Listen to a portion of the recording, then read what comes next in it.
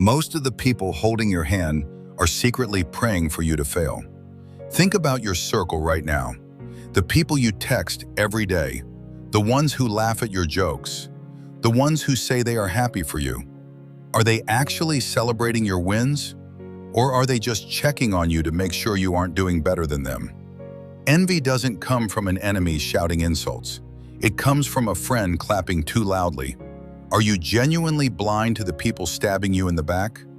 Or are you just too scared of being lonely to admit your friends are fake? Let's look at your life honestly. Let's look at the facts. If you want to disappear, work on yourself, and rebuild your power in silence, you have to get rid of the people who drag you down. Here are 7 simple, unmistakable signs that someone secretly hates you. Sign number 1. They call your hard work luck. When something great happens to you, you get a promotion, you start a business, or you fix your life, they don't congratulate you with an open heart. Instead, they say things like, "Wow, you got so lucky," or "must be nice." They can't stop you from winning, so they try to make your win feel small. They tell everyone it was just a coincidence because they can't admit you worked harder than them. Why do you keep seeking approval from people like this? Sign number 2, they only show up when you fail. Think about it. When your life is a mess, when you get your heart broken, lose your job, or fall into a lazy depression, they are right there.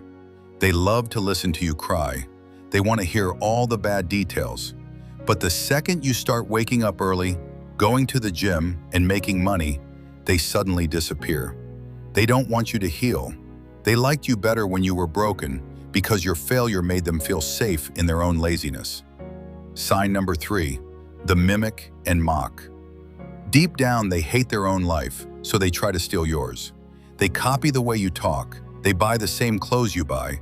They copy your slang, your goals, or your ideas. But here is the catch. When people ask them about it, they claim they did it first.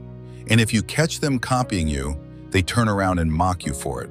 They want your identity, but they hate you for having it. Sign number 4, they ask too many questions.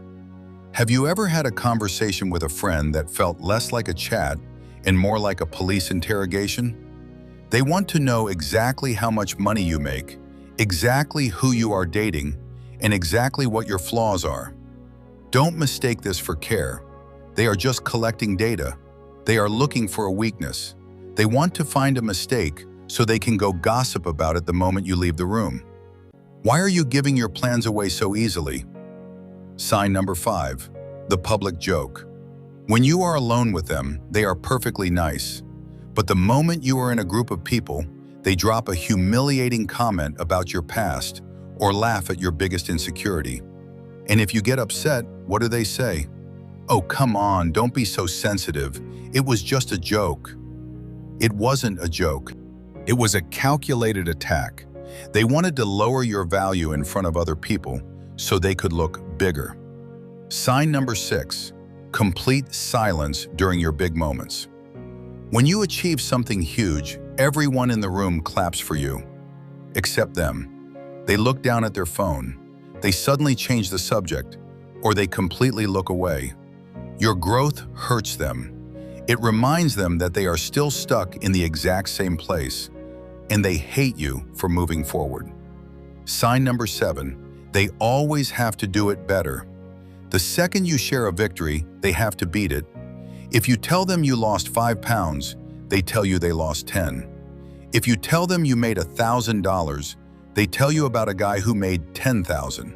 They cannot let you have the spotlight for even 5 seconds. They have a deep need to keep their foot on your neck. Be honest with yourself. How many names just popped into your head while listening to this list?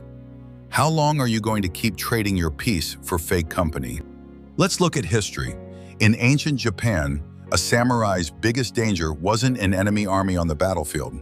It was a traitor hiding inside their own castle walls. But true warriors never fight with anger.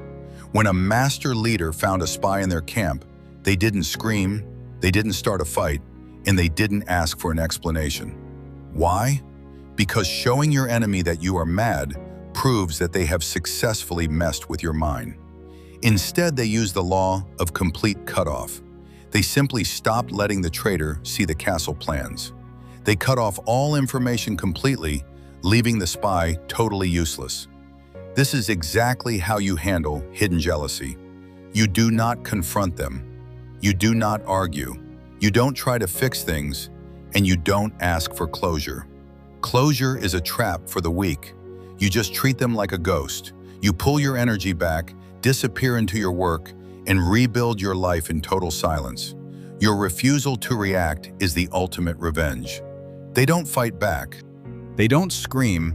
They don't send long paragraphs explaining how hurt they are.